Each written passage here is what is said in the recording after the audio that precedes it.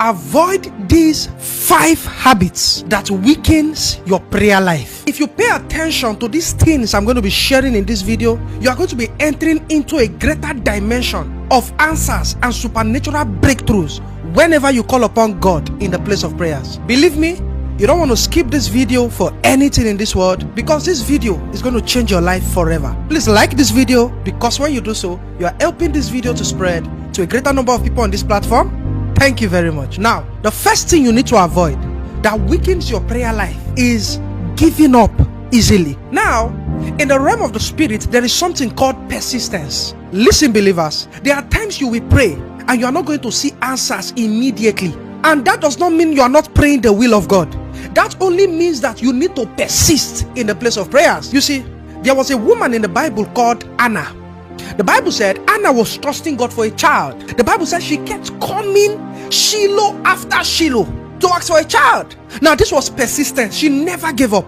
And if you read 1 Samuel chapter 1 from verse 10 down, we saw how her answer came. There are times in prayers that you will need to persist on one thing until the breakthrough comes. You know, we saw it in the life of Elijah in 1 Kings chapter 18. You know, there was no rain in the space of 3.5 years. And in verse 41, Elijah gave King Ahab a prophetic word. Look at what the Bible said. It said, and Elijah said to Ahab, go, eat and drink, for there is a sound of a heavy rain.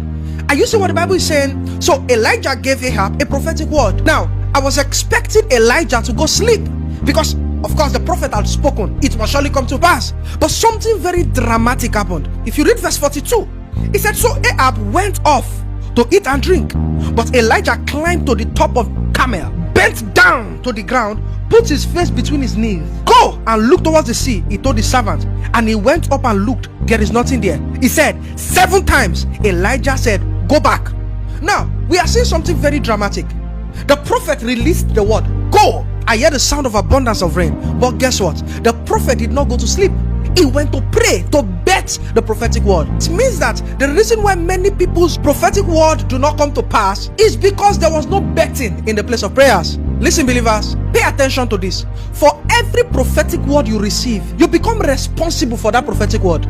So it is an error to receive a prophetic dream and go back to sleep. Listen, because for every encounter you have, that encounter is drawing you into the place of prayers to bet that prophetic word. This is why many people dream, they see that a breakthrough was supposed to happen and it never happened, because you know they woke up rejoicing, which is very good, but they did not bet that prophetic word in the place of prayers. The Bible said the prophet bent his head in between his knees to pray, and guess what? He told the servant to go check 7 times. So it means Elijah would pray, send his servant